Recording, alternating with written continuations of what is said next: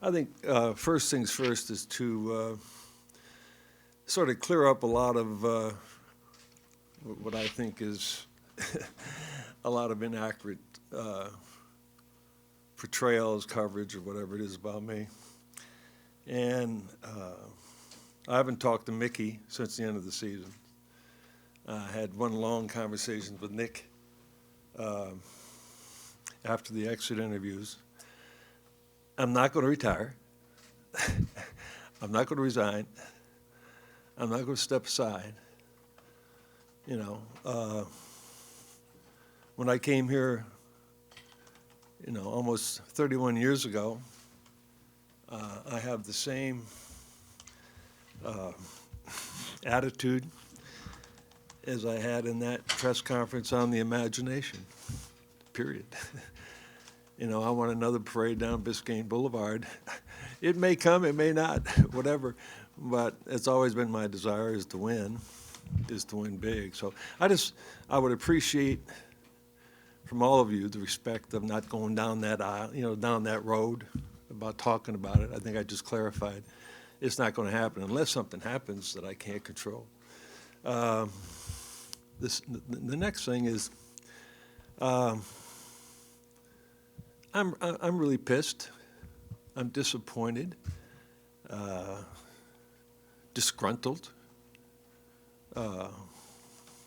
just like everybody else in the organization is that understands what we're about and about winning and about disappointment. And so the last 3 or 4 years, with the exception of the 23 season when we got all the way to the finals, it's been something that I'm not proud of, that we're not proud of. Always trying to compete at the highest levels, whether you're doing it, from a playing standpoint to get, the 6th seed or the top 3 or 4, the machinations and your feelings about how you go about things are the same. And we've always been a team that tries to win, that competes to win. There's been 3 times, I think, 3 or 4 times, that it was obvious that we weren't going to win. There was probably going to be a lottery team. I think that was 2002, 2003 with, Caron Butler and Dwayne. Then 2008 with Bees.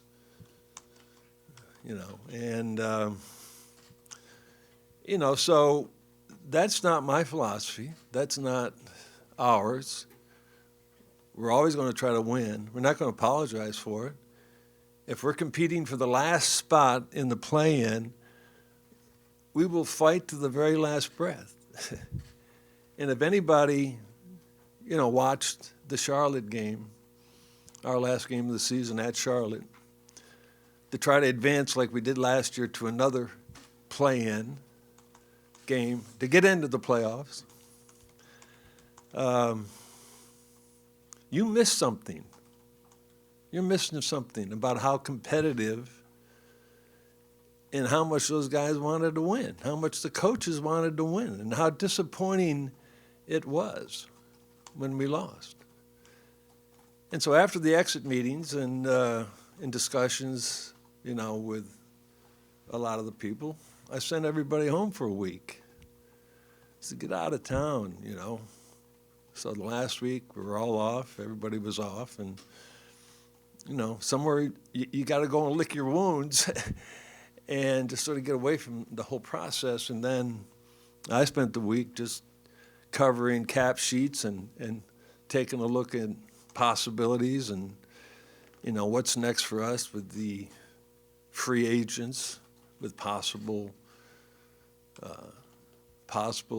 other trades or whatever it is that we've done for the last 30 years. That's what I've done for the last week, is start preparing for what's next. And so, from that standpoint, I'm not going to apologize for being a play-in team.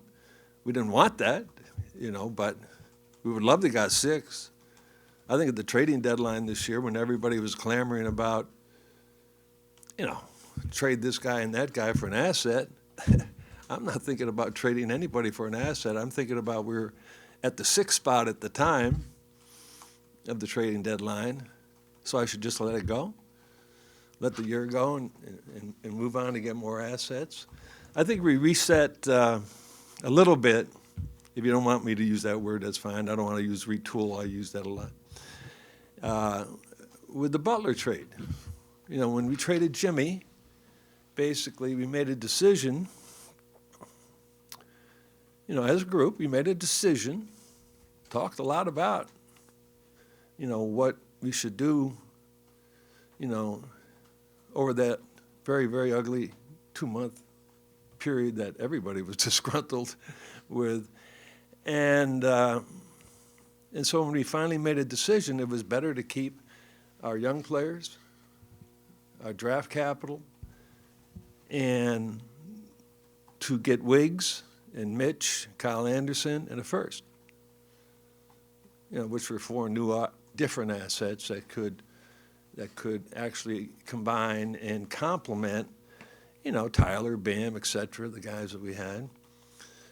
And then in the summer, when we did the Duncan deal we ended up with Simone, trade exception out of it, still have it. And then we got Norm Powell. So that was adding 6 players to a reset, a decision that we all made that instead of going this way, we went that way, and I'm glad we did. Because now we have more flexibility. We have more assets. We have taken away the conundrum of the new tax cap, first, second apron. If you move past, those aprons, and you're stuck and you can't get out, it becomes very punitive. And so, it took a lot of thought on our part. And at the end of the day, we all decided, let's take this direction. And so I'm glad we are where we are. This year we got 2 picks. We got at least 4 exceptions that if we sequence them right, we can add players if we have to.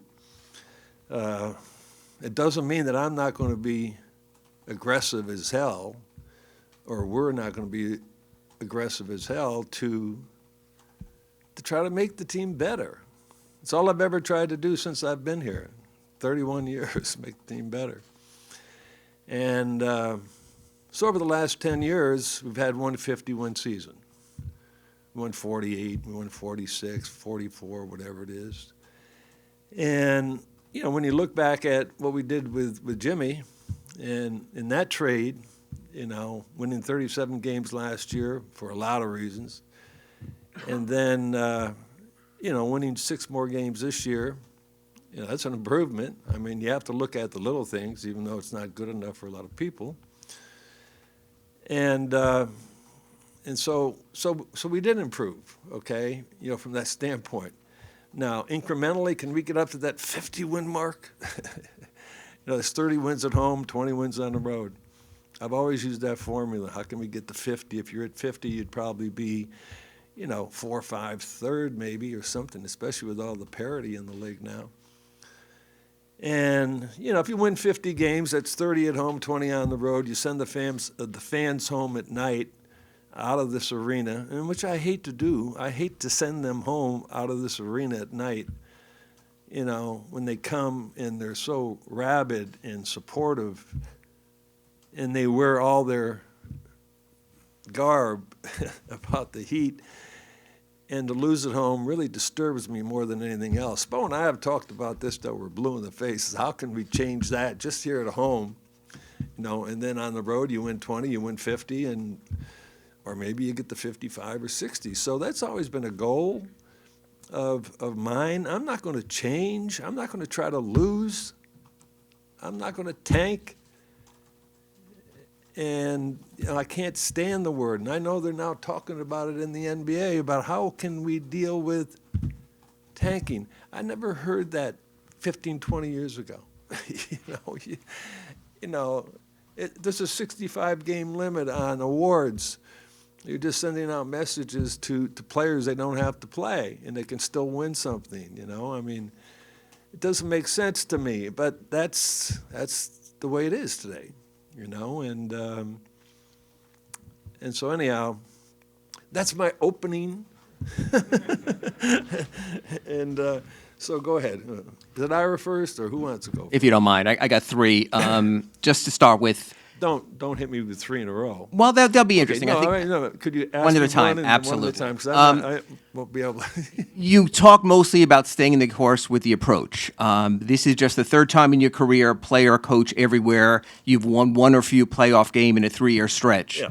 Don't you think changing times and based on where you are requires a dramatically different approach? And what kind of thought organizationally is there in possibly adopting a change in thought based on these last 3 seasons? Well, I mean, the change in approach is simply the same thing that we did the last 3 seasons. Is we tried more than you even know to improve and get better, and that isn't just with, you know, drafting. That's with trades that were right on the brink, you know, right on the brink of making all in on those conversations, you know, all the time. And sometimes they work, sometimes they don't. And so we're at a period right now where I think you don't make radical changes right now, not in my philosophy. I'm not going to tank. I'm not going to lose. We're not going to go into the lottery and do that insanity, because I will quit if I ever get ordered to go down that road. Okay, let's go down that. You know, I'm always thinking about ways to win. Now, all I can give you are a bunch of excuses.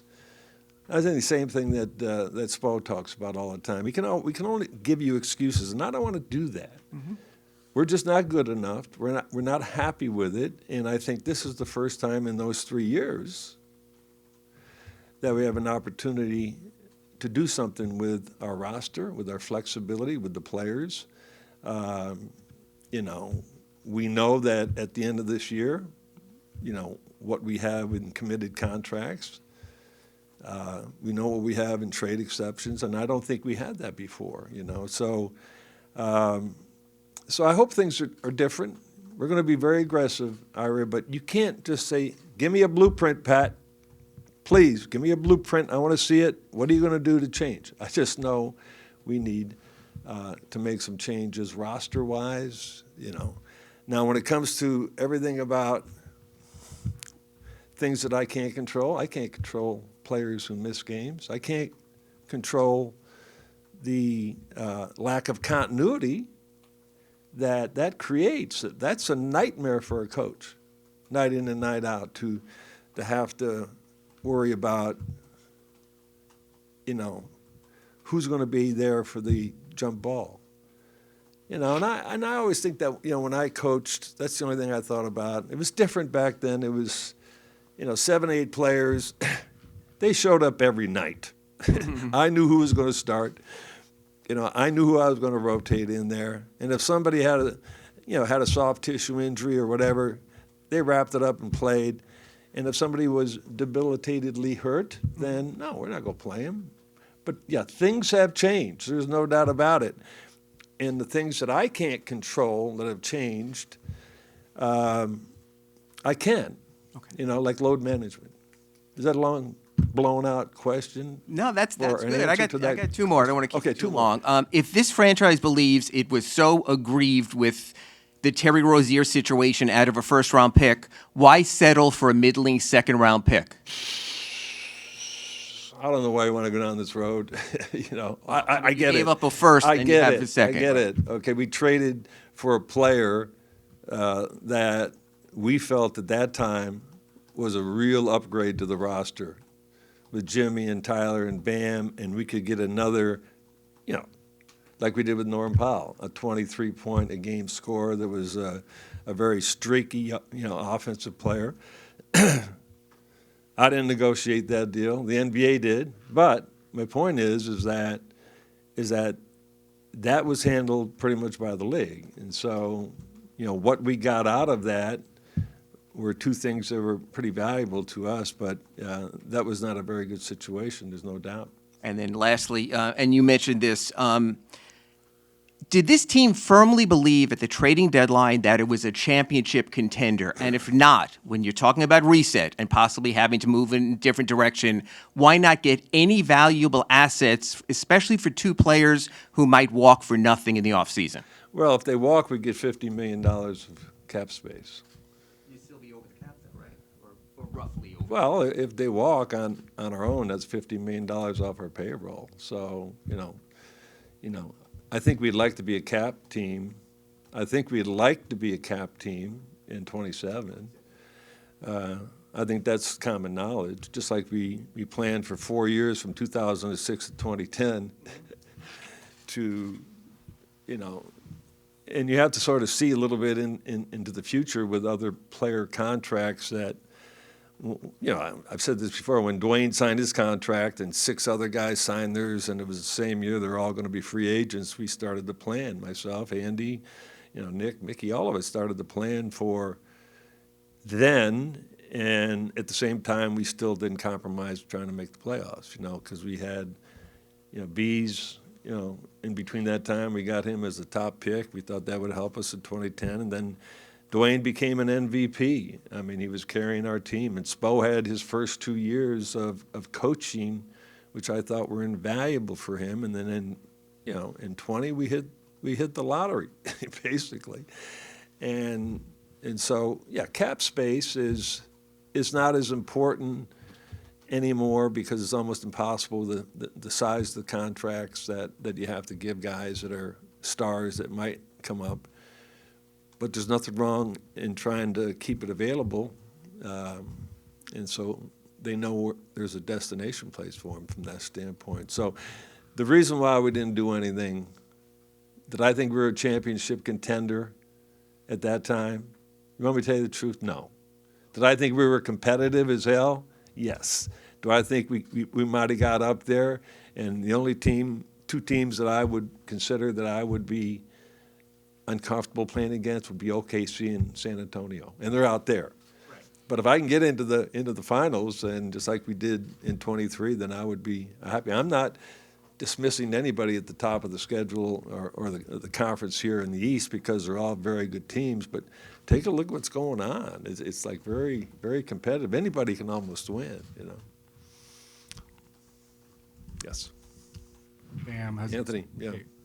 Bam has expressed his frustration about being in the play in the last. About what? Being in the play in the last 4 years. Yeah. Well, how much of that is part of the urgency to kind of maximize this part of Bam's career, and what's that partnership like behind the scenes? How vocal is he, and collaborative are you guys with him as far as roster building? I had a great exit interview with Bam. And I sense his frustration, just like I sense Dwayne's frustration and Shaquille's frustration and Zoe's frustration and all the players that we brought here over the years when we didn't get what we really wanted. And so I don't blame Bam for being frustrated about what's happened. He's had, some great years. Our core group this year of Bam, and Tyler and Norm.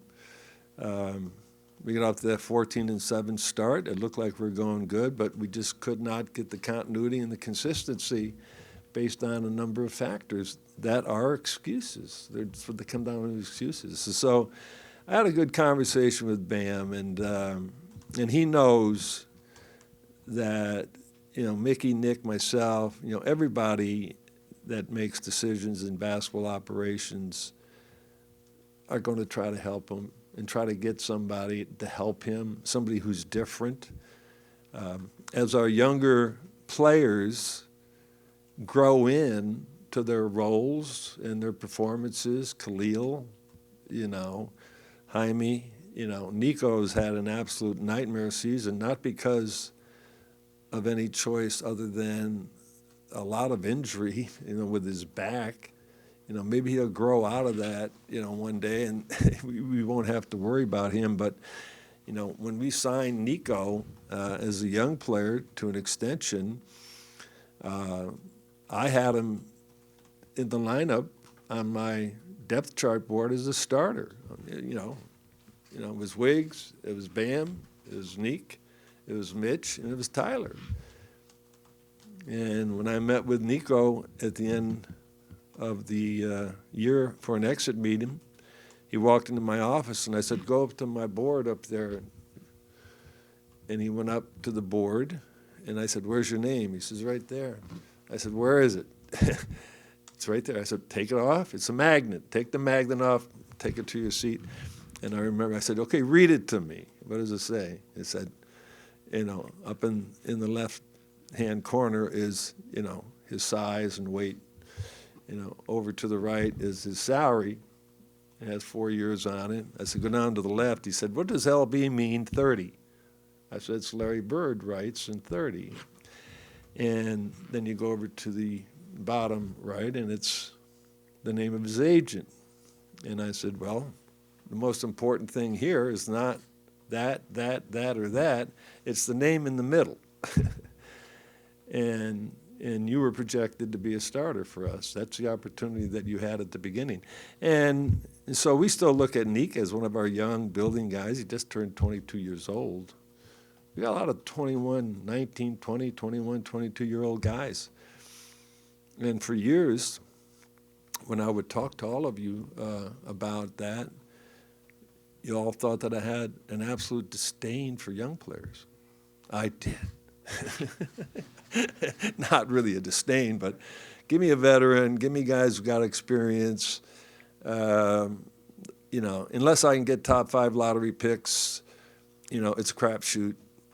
It's better to go into free agency almost, or the trading deadline, try to get players. And so now it's really hyper development.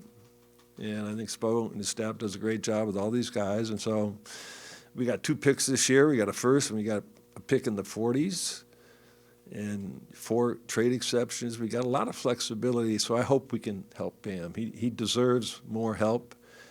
He just deserves to win more because he makes such a great effort, and so I don't blame him for being frustrated. I'm going to add one more. Just, you kind of touched on it, but with free agency no longer really a major pathway to acquiring stars. Not necessarily. How has that kind of altered the way maybe roster construction for you guys, and also with how tough does it make it to get out of the middle when some teams are tanking and for that prize pick and to get an asset like that? What's that kind of change? Well, I don't want to give up assets to bring in either damaged goods or there are a lot of sellers that want to get off of bad contracts that they probably made, but they always want a vig for it. And why would you want to take that on, from that standpoint, And so, we like our roster. We kept our roster together. We weren't out selling.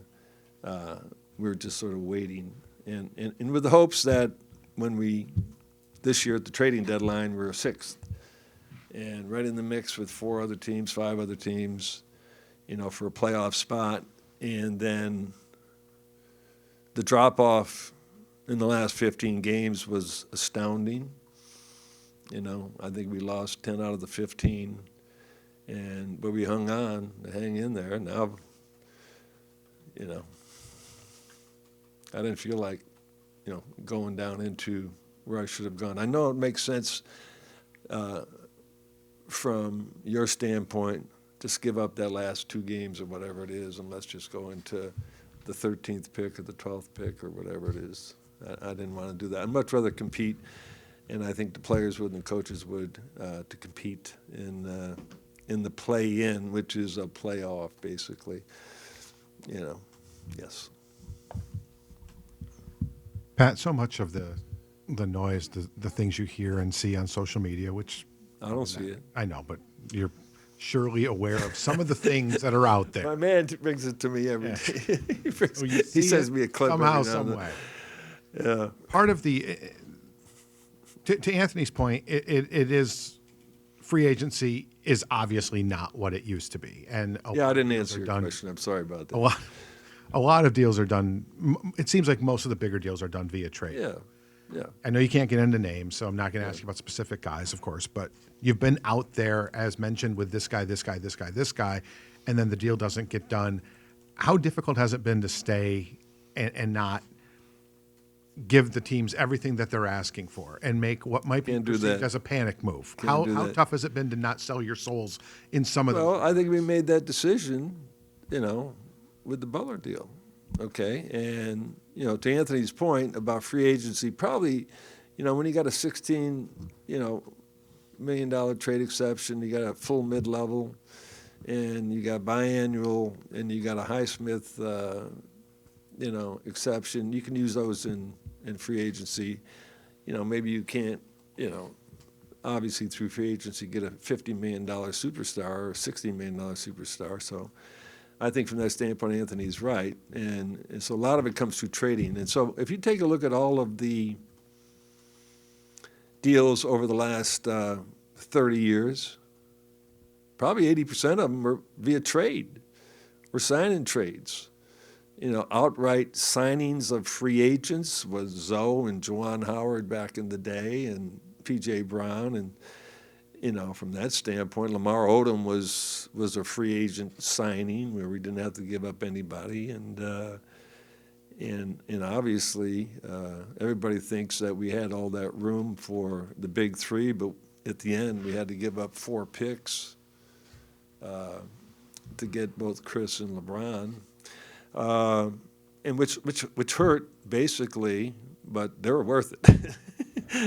Which hurt using those 4 picks to give them some players in 2010 and 11, which was the plan, But I couldn't convince their agents that they were worth the next 2 years, knowing they were going to opt out after 4 years. I knew that was going to happen.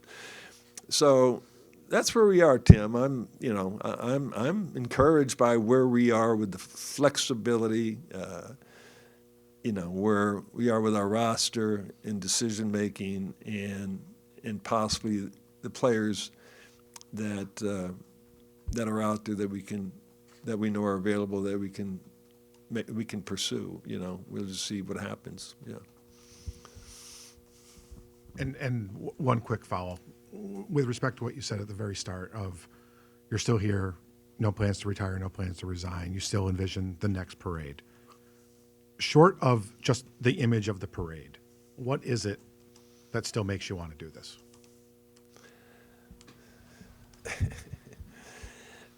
What is it that makes me want to do it? Is I love competition. I mean, I love this franchise. Period. I mean, I love what we've built here over 30 years. One day it will happen. Don't think that I haven't thought about it. I've thought about it. I'm aging up, okay? I'm at 81 years old now. That's aging up. I think Mickey and Nick will decide whether or not I age out. We'll leave that to them. But I love what I'm doing. So, I love the people I'm working with. I've seen them grow. When I first got here, it was Mickey and myself and Randy basically making a lot of the decisions. And then, after I got out of coaching, Stan came in, then Spo, his role moved up, and other people's roles, Andy, Chet, Adam, their roles moved up. And then, when Spo came, Andy and Chet and Adam and others, their roles improved or got bigger.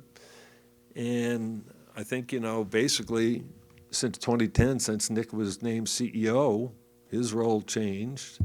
Probably the last 10 years, the growth of everybody that has been with me for 30 years, that I've been around for 30 years, they've all grown to a point that we all know and almost can read each other's minds when it comes to, making decisions, But when it comes down to the final decision, And I went through this with Mickey for 15 years. We would, in the first 4 or 5 years, Mickey was building a cruise line. And I pretty much had carte blanche on all the decision making, but I never led him down a path that was going to get us in really trouble, any kind of real financial trouble and stuff, other than at that time taxes and stuff. I was very thoughtful about that, but there were times he said, no, I don't think we should go down that road, and that was it. You just move on, and that's the way it is today. I don't have final say here. I never had it. Never had it when I came. And quite frankly, I don't think I want it. I don't have the ego to have it, to have it. In other words, to shut everybody else down and not listen to their ideas. The guy that I talk to the most about things is Andy. Andy and I will sit in there and we will create scenarios. I will bring him scenarios. And he'll fire up a cap sheet for me. He says, that doesn't work, this doesn't work, that doesn't work. And that's okay. Now I'll come back the next day with another scenario. He says, well, now that works a little bit if we can do this, that. And so, Andy and I create a lot of these scenarios, and I rely heavily on his opinion, when it comes to that. But still, if he and I both decide on something, and the boss doesn't like it, they'll say no to it, they own the team. I wish I owned the team, but I don't. What are you laughing at? Jesus Christ. You're just enjoying this. Okay. Somebody in the back. I've had two things for you. Against teams with length and size, you guys struggled at times, obviously 0-9 against Toronto and Orlando. Do you think you need to get bigger and longer Yeah. at several positions? And also part of that, is it time in your mind to tell Spo either commit to Ware and Bam as a tandem, or I'm going to get you a prototypical established big to play with Bam? Has that time come, in your opinion? Go back and repeat that question. Could you? So, do you have to get bigger or longer? Oh, Do you okay. think at That's several enough. That's positions? enough. And Okay. then playing a big with Bam. Obviously, Spo has a love-hate relationship with the Bam-Ware Yeah. tandem. Does he I need don't to know. either Do you commit to know it? that for sure? Well, he said he's clearly gone back and forth by his actions. He You doesn't listen need to what he verbalize says. it. That's coachese. Most of it's coachese. Yes. So To answer your question, I think every team, if you look at the makeup of a lot of teams in the league, there's playing big, okay, and if you're playing big with, a frontline veteran, center that has established himself with a power forward and 3 other perimeters or whatever, then, and you're long, that's one philosophy. And then there's 1 big and 4 perimeters. So, Wiggs sometimes plays the 4 for us, and you're talking about going small, and hopefully that your speed and your quickness and shooting can get to the size and their slowness or whatever it is before they can get to you. And so that's playing small. But then there's playing like, Billy Barty basketball. How come nobody laughs? Nobody knows who Billy Barty is. Okay. And that's playing real small. And that's like 4 guards and 1 great player, and putting Bam in the middle. And that's the way this league is today. There's a lot of philosophy about whether or not they want to go big or whether they will go small. And for the most part, with this pace and space game, you're running it up in 4 or 5 seconds. You're trying to get a shot in the first 8 seconds of the shot clock, and then you got the middle 8 seconds to try to create something for anybody and everybody. And then you got the last 8 seconds of a shot clock that I think there should be a little more caution there as to who gets the ball, who gets the shot, and all that stuff. And so, when you develop a philosophy about how you're going to play, and Spo has, and I have done this many a times, when you develop your philosophy of how you're going to play at both ends of the court, et cetera, et cetera, et cetera, also taking into account the players that you played, I mean, the players that you paid, you got to create value for them. And for the most part, the style should be predicated on somewhat, if you can marry both of them, predicated on the talent that you have, you know. And so when I was with the Lakers, I didn't have to do anything. I mean, I did, but I didn't. Come on. They were one of the greatest teams in the history of the game, a dynasty with the greatest players ever. And I had the benefit of being their coach. When I went to New York, it was a whole different crew of guys. And that was a defensive bent. And, you know, playing 80-point games, 90-point games didn't make any difference to me as long as we won, and we won a lot. And so now, today, you know, with analytics, you know, with all of these other philosophies that are coming in, skill development, shooting, the style of play has changed. And so when you go down that road as a coach and develop a philosophy about how you're going to play, then you better be committed to it. And then the plan and the system whereby you set up to execute that philosophy, if it's not working, you got to tweak it. You got to change it. You know, whatever those changes are. And then you take great pride in your practices, you know, every day to get the repetition on it. So, you know, as far as Khalil and Bam, okay, it's, you know, I like it. You got to be committed to it, one way or the other. And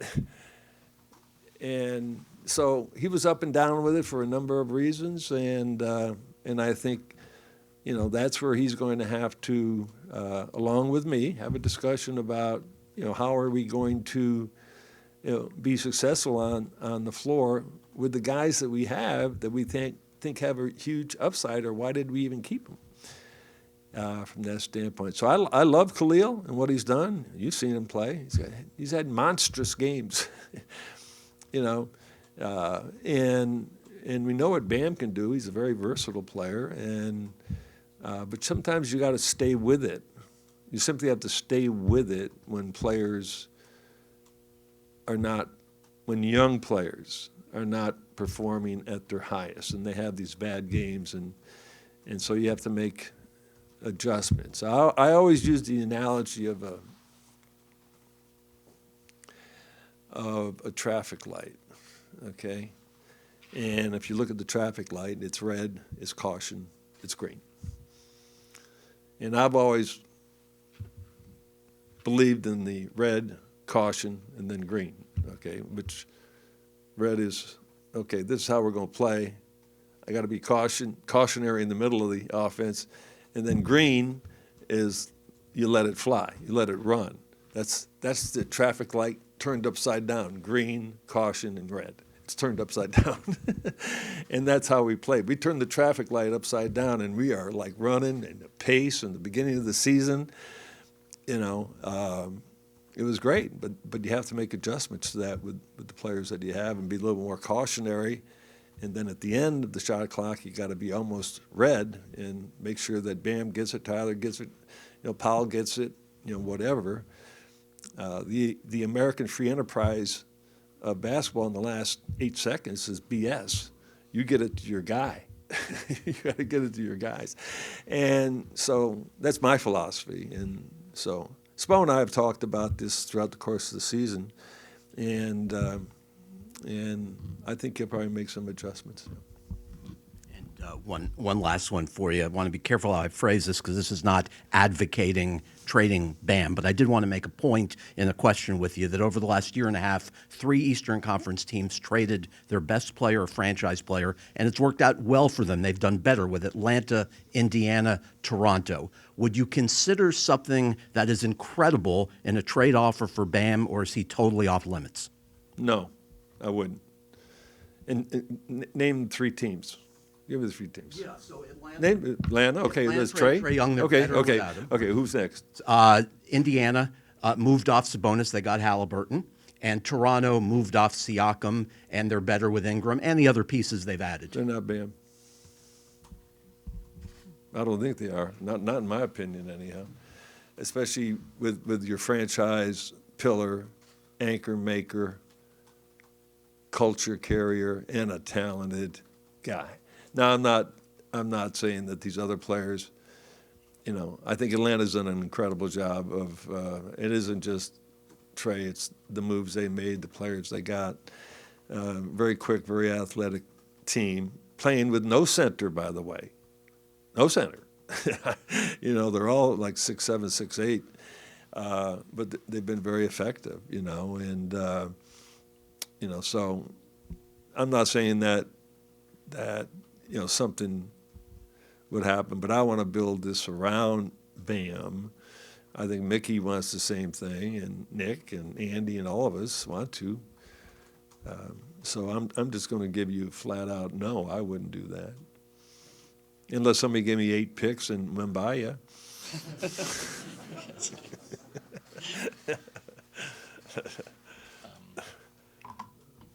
Pat, you might have just answered this a little bit with your thoughts on Bam, but just to follow on something that Anthony asked earlier, with the way. I'm sorry, where are you? Right there. Okay, Ethan. How are you? How you doing? With the way that the league has changed a little bit, I know you've built this thing over 31 years a number of different ways, but the way you've built it most has been kind of getting the star or stars and then building around them, adding pieces to them. Right. Are you comfortable that with the way that the league is now, with all these teams tanking, hoarding assets, that you can still get that guy with the way that the league is? I think you can get him. You got to have the contracts available to be able to get them, and picks and stuff like that. But I believe strongly that players want to play in Miami, and there are some that don't. But I still think we're a destination place, and hell, I'm sorry that I used that damn word whale a long time ago. God damn, it comes back and it has haunted me.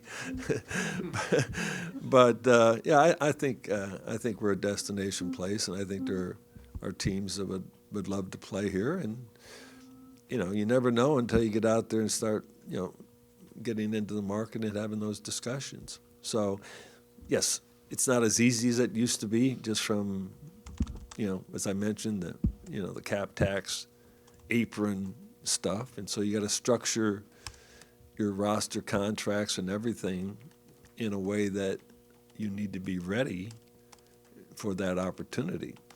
And that's why almost in pre-free agency, if that were to happen, you have to sort of identify to yourself and to the organization, we want to go after these 3 or 4 guys that are below the guy up here to make sure you can put somebody into that roster spot, which the point that I made about LeBron and Chris and Dwayne is that's what those picks were for. And not having those picks really hurt us the first year, because it was just Udonis and Mike Miller and then a bunch of minimums, and so that was one of the reasons we didn't have the kind of depth that we needed in 2011. But we got Shane, and then we got Ray, and then we got Chris Anderson, and we got Rashard Lewis, and so over 4 years that had to happen. But the rules were different back then, yeah. So I still think, Ethan, that we can attract people, and if we don't make the deal, then we don't make the deal. I've had a lot of deals that I thought we were going to make that at the end it didn't happen, and then I've had a lot of deals that I didn't think we were going to make, and they happened. So that's part of the nature of this game. 2 years ago, you spoke to us that Tyler has to get healthy and show he can play. Last year at this time, you spoke about you might defer the extension because of other concerns. Tyler this season plays 33 games, is now going to have another procedure on his foot. Is there any way you would consider extending Tyler Hero this offseason or until the window ends next season? And 2, how, I don't know if the word is concerning or disappointing is it for Tyler to play so few games and have to make a judgment decision? You can just go back and get my old quotes. I don't have to give you a new one, you know. Well, that's the reason I'm asking. We will talk to his agent. We'll talk to Wiggs's agent. We'll talk to Norm's agent. These are the primary guys. We'll have to talk to Jaquez's, agent. These guys are eligible somewhere along the way. But the point is that I think right now we have to show a level of discipline in extending out, contracts that are big money contracts. I think you got to be a little bit careful with that. It's not an indictment against any of our guys. It's all part of the word that I used.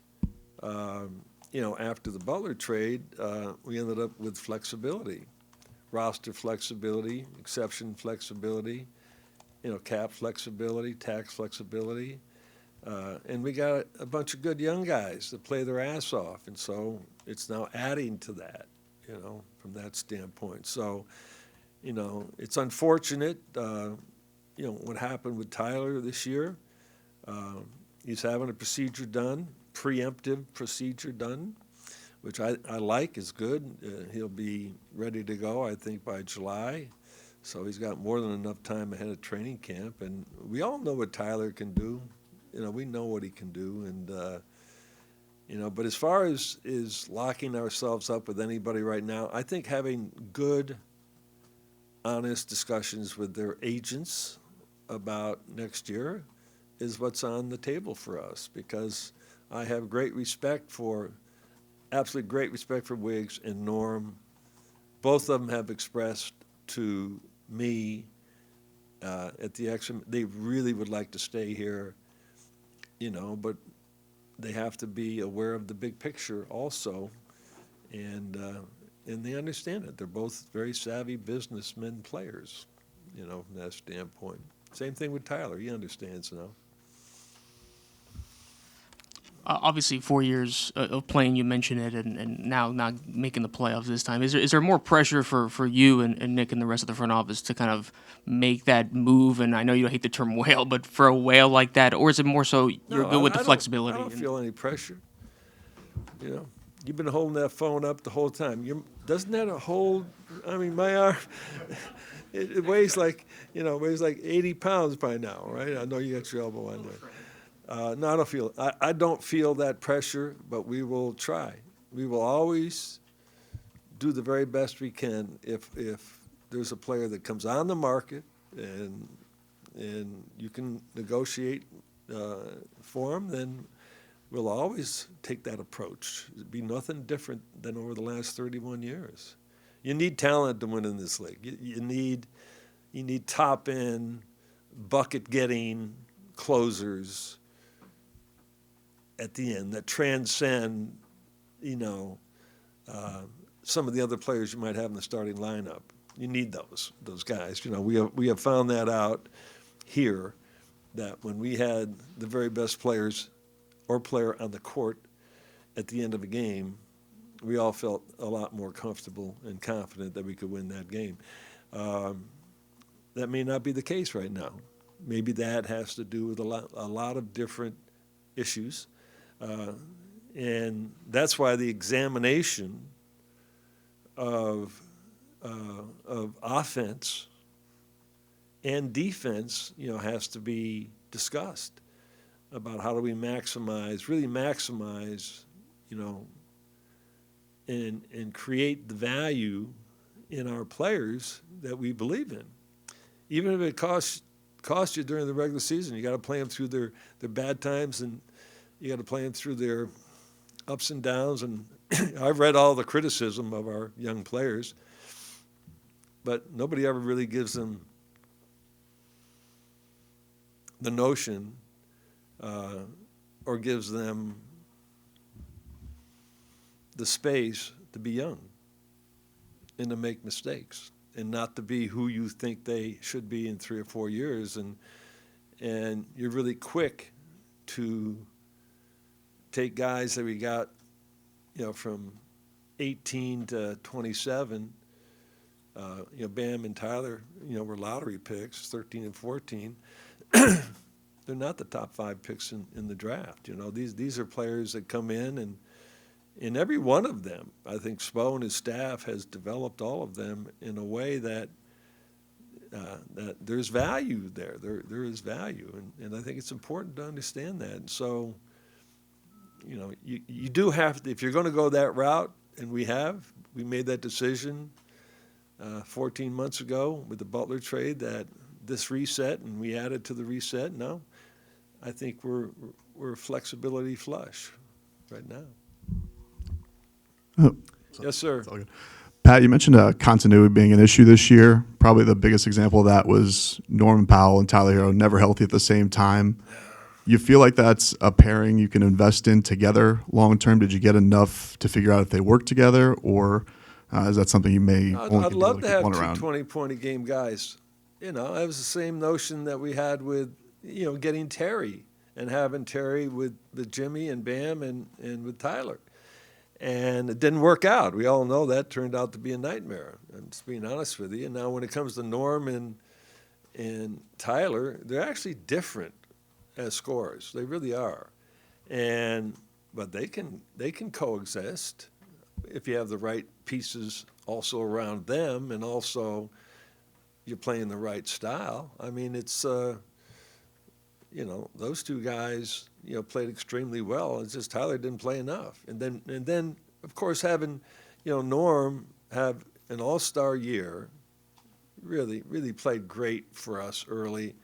And then he dealt with a lot of injuries, you know, after the all-star game. And so, you know, the continuity probably to me of your roster and the one-loss record has a lot to do with health.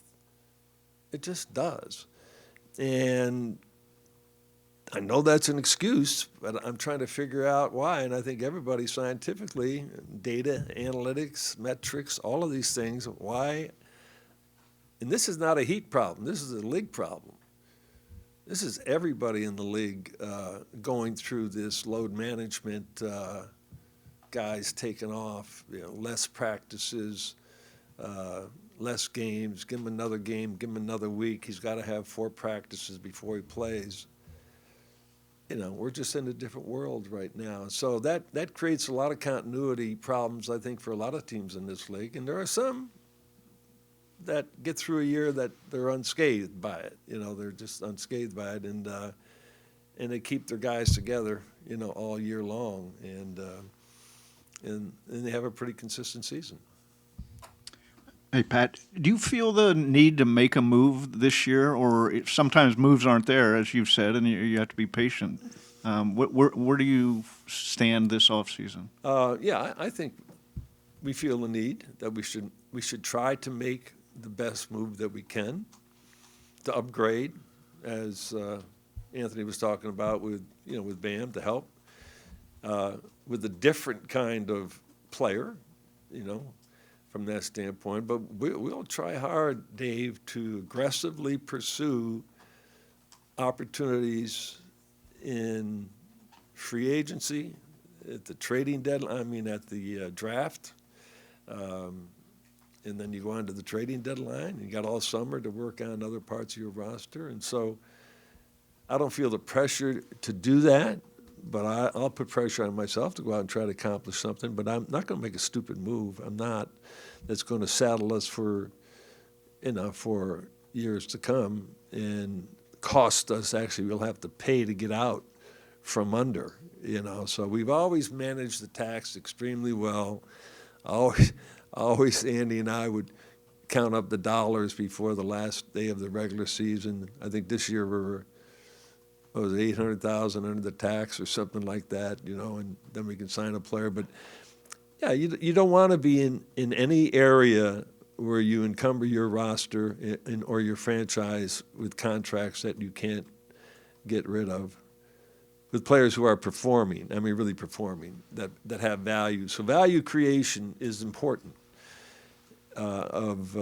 Player value creation is important, and that's why you got to keep them on the floor.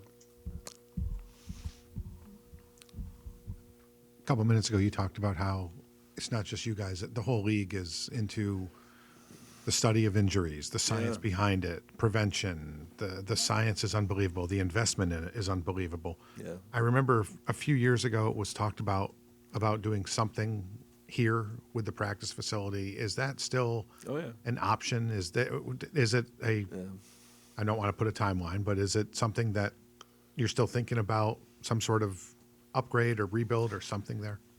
Tim, what do you think? Our practice facility is like the old Hoosiers gym in Indiana? Is it like the Hoosiers gym? I love that kind of a gym, okay? Yes, yeah. We got plans. No, we have, absolutely. We have plans, drawings. We know where we're going to put it. We know who's going to probably be our sponsor, you know. But the regulations and the permitting process and the building process and all the things we have to go through to try to get this. But we have a beautiful layout of a new practice facility that will have all things and everything. And so, and yeah, and you're going to have to deal with the medical side of it, the analytics part of it, all of those things. But you can't let that stuff overwhelm your intuition or your basic instincts about how to build a roster, you know. So because even the most healthy of players are always missing games for some reason or other.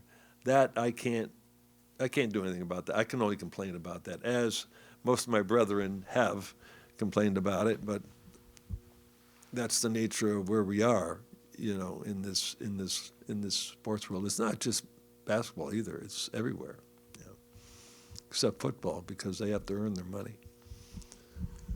Pat, you spoke of obviously on Bam and his impact, like defensively, everything, the strides that he's shown on offense as well. Obviously, 83-point game. You guys run a lot of offense through him on the hub as well. But speaking to your point about how to make this a championship team, and him turning 29 this summer, what are the things you want to see him do more or less of in terms of the players you want to acquire to maximize him as a championship piece? Over the last 2 or 3 years, Bam has become a three-pronged scorer. You know, he's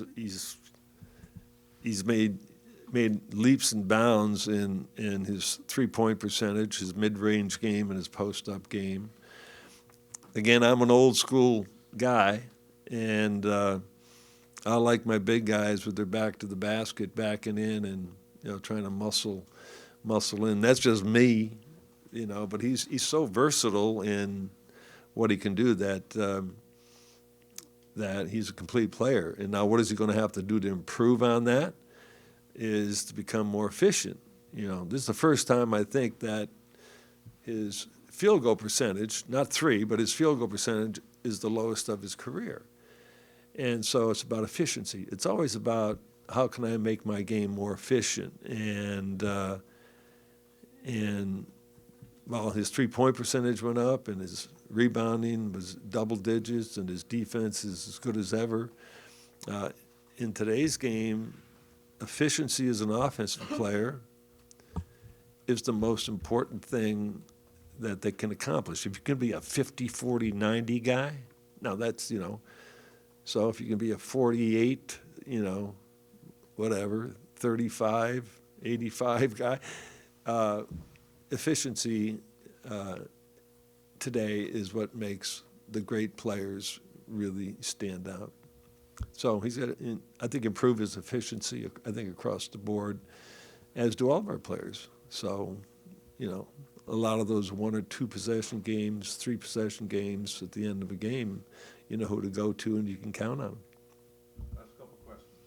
Pat, you're one of the few individuals, if not the only one, who can give us a perspective of the past and present, especially with you being from, you know, an hour south of the Catskills. You were in high school before the '61 college scandal, and you went to Kentucky after what happened in the '50s. I wanted to hear your thoughts on what do you think is the driving factors that led to people committing the cardinal sin of betting when you were a young man, and how would you contrast that or compare that in your thoughts why we're seeing maybe similar things today?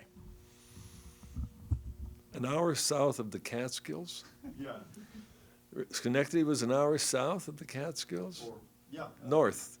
Or north, yeah. Sorry, I looked at that. Did you just like GPS me in my hometown? I knew Schenectady was near the Catskills, and Catskills at that time were a popular basketball area in the summer, so I assumed. You know, back in that day, I'll answer this question, which I know where you're going with it, but you know, back in that day, you know, people just went to bookies and made bets, and that was it. You know, but you know, I never got involved in any of that stuff.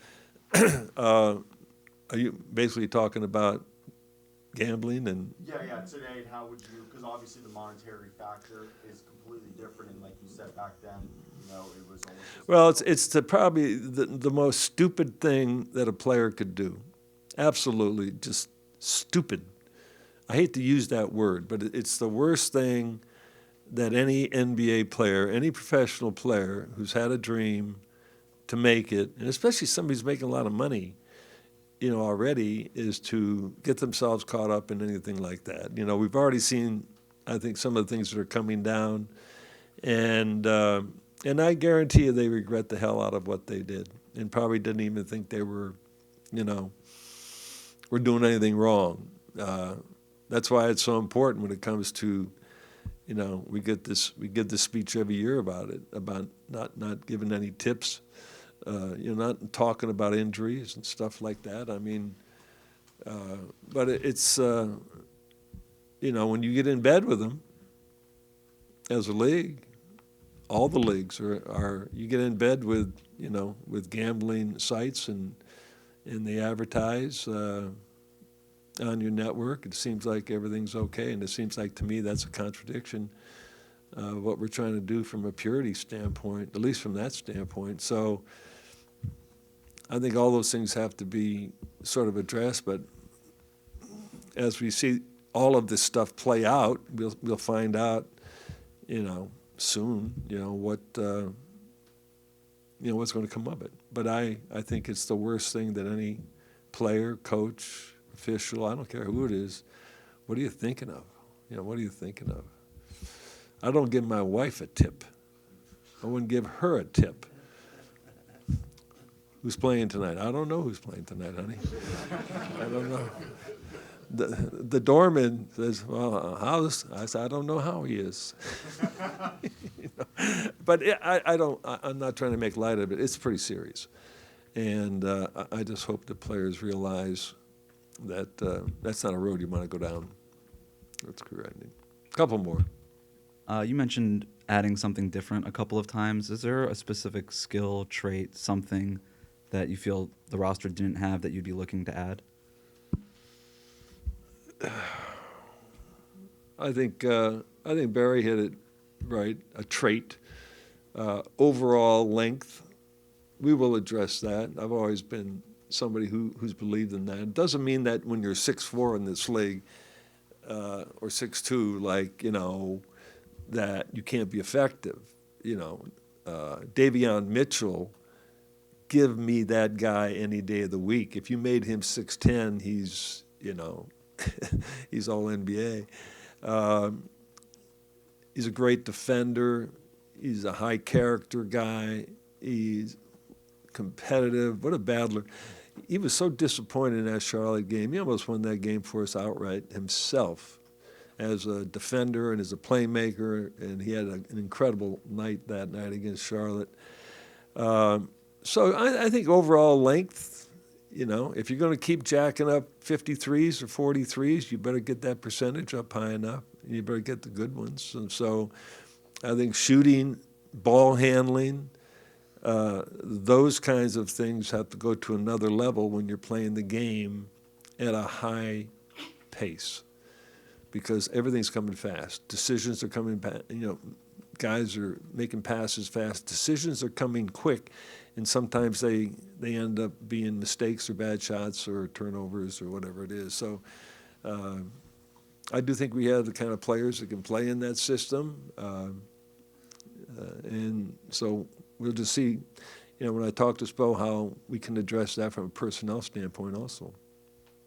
You mentioned you can't control players' availability. You've expressed frustrations with that in the past. when looking at potential roster improvements and players to improve the roster, how much will their recent availability, injury history weigh on that decision? That's the first thing I look at. Games played. And, you know, when you get anywhere between 75 and 82 games for frontline players, and that happens over like 4 or 5 years straight in a row or something like that, you know these guys want to play. This is like Wiggs. You know, for Wiggs to be out, you know, anytime, he had to be hurt. That toe was sore, you know, what he had. But he's always a 75 to 80 game player, you know, most of the time. And so that's why I love Bam. You know, I mean, Bam is, you can count on him every night. And so today, that's not the case. And so looking at games played and why, and injury history and all of that stuff, you know, comes into play. You know, I'm not against, you know, load management. I'm not really against it. We don't do it here. You know, we try not to do it here, but we do listen to you know, our doctor, you know, Dr. Selznick and the training staff. They know how I feel about it, but it's something you can't control. You can't control it. It's that thing is, that ship has sailed. So you find the players, probably, maybe, draft them guys who play every night or play, you know, a lot of games and don't have injury histories, you know, but I think that comes into account now in building your team. So I want to thank everybody for being here and being patient from that standpoint, and I hope you get everything that you need. Okay, I'll see you. Okay.